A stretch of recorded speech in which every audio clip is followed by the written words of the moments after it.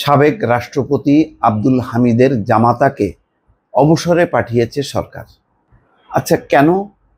আমি রিপোর্টটা পড়লাম, কোনো ব্যাখ্যা নেই। ব্যাখ্যা যদি না থাকে তাহলে আমরা ধরবো কিভাবে? আব্দুল হামিদ তো সাবেক রাষ্ট্রপতি, তার যদি অপরাধ ধরেন, হ্যাঁ, গত 15 বছরের দুঃশাসনের সময় সে রাষ্ট্রপতির দায়িত্ব পালন করছে, তার দায়িত্ব পালন করা উচিত ছিল।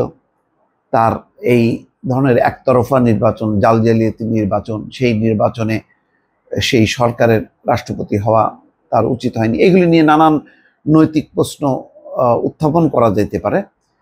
কিন্তু জামাতা কি আওয়ামী লীগ করে? জামাতা কি দুর্নীতির সাথে যুক্ত? যদি আওয়ামী লীগ করে তাহলে তো দল করতে পারে না, যেহেতু সরকারি চাকরি। আর যদি দুর্নীতি করে থাকে, অপরাধ করে থাকে, তাহলে তার বিরুদ্ধে মামলা হবে। কিন্তু মামলা হলো না, তাকে অবসরে পাঠিয়ে দিল। তাহলে অপরাধ কি একটাই, যে আব্দুল হামিদের তিনি জামাতা? আমি এই দৃষ্টিভঙ্গি থেকে বের হয়ে আসার জন্য নতুন একটা, আগের এই ঘটনাগুলো দেখছি তো, গত 15 বছরে আওয়ামী লীগ এই কাজগুলি করতো, কিন্তু একই কাজগুলি রিপিট হবে কেন? যখন ধরেন পিতার অপরাধে পুত্র কেন দোষী হবে, পুত্রের অপরাধে পিতা কেন দোষী হবে? আমরা বিগত সময় দেখছি তাই, যে একটা পরিবারের একজন সদস্যকে যদি টার্গেট করা হয়, পুরো পরিবারকে অভিযুক্ত করা হয়।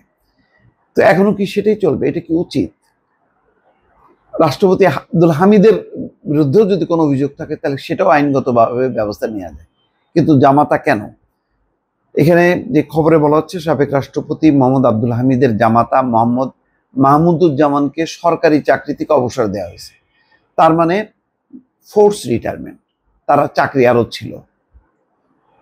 তো এখন আগে ওই আওয়ামী লীগ করছে, অনেকে ফোর্স রিটায়ারমেন্ট করছে। এখন এই গভর্নমেন্ট আসার পর তাদেরকে সেই ফোর্স রিটায়ারমেন্ট কাটায়, তাদেরকে জয়েন করায়, তার পুরো ভাতা টাতা বেতন দিয়ে, তাদেরকে প্রমোশন দিয়ে, হয় যদি চাকরির বয়স থাকছে অ্যাবজর্ব করা হয়েছে, আর চাকরির বয়স না থাকলে তাদেরকে পূর্ণ মর্যাদা সহকারে করা হয়েছে। এটা রিপেয়ার করা হলো। এখানে আব্দুল হামিদের যে জামাতার ব্যাপারে তো একই অবস্থা। ধরেন আজকে 10-15 বছর পর আওয়ামী লীগ এসে কি সেই একই কাজ করবে? আমার কথা হলো যে আব্দুল হামিদের জামাতা হওয়া কোনো অপরাধ না। অপরাধ হলো যদি সংশ্লিষ্ট ব্যক্তি সত্যি সত্যি কোনো অপরাধ করে থাকে, কোনো দুর্নীতি করে থাকে, টাকা পাচার করে থাকে। তাহলে এখানে তিনি ছিলেন, অর্থাৎ মাহমুদুজ্জামান জাতীয় রাজস্ব বোর্ডের কর আপিল অঞ্চল রাজশাহী কর কমিশনারের চলতি দায়িত্ব পালন করছিলেন। তার মূল পদ অতিরিক্ত কর কমিশনার। অতিরিক্ত কর কমিশনার একটা নিশ্চয়ই কর ডিপার্টমেন্টের সরকারের একটা উচ্চ পদে আসীন একজন ব্যক্তি। শুধুমাত্র আব্দুল হামিদের জামাতা, সেই কারণে অব্যাহতি দেওয়া উচিত না। আর যদি স্পেশালি অব্যাহতি, তাহলে শুধু তার পরিচয় দিয়ে অব্যাহতি দেয়। এখানে রাষ্ট্রপতি হামিদের জামাতা যখন কি শিরোনামটা আসে, তখন মনে হয় যে এই হামিদের জামাতা, সুতরাং হামিদ তো সে রাষ্ট্রপতি নেই বলে বেঁচে গেছে। আর যদি কোনো দলে থাকতো তাহলে গ্রেপ্তার হইতো। শুনলাম যে তার নামে হত্যা মামলার মধ্যেও তাকে আসামি করা হয়েছে।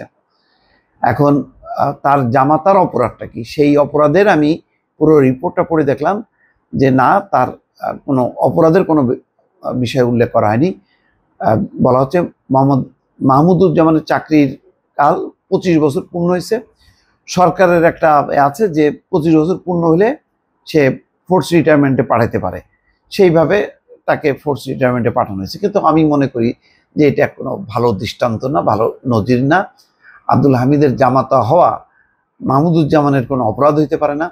তার বিরুদ্ধে যদি কোনো স্পেসিফিক কোনো অন্যায় অপরাধের ব্যাপার থাকে, সেই বিষয়ে তদন্ত করা উচিত ছিল, সেই বিষয়ে মামলা করার উচিত ছিল। দর্শক ভালো থাকবেন, আল্লাহ হাফিজ।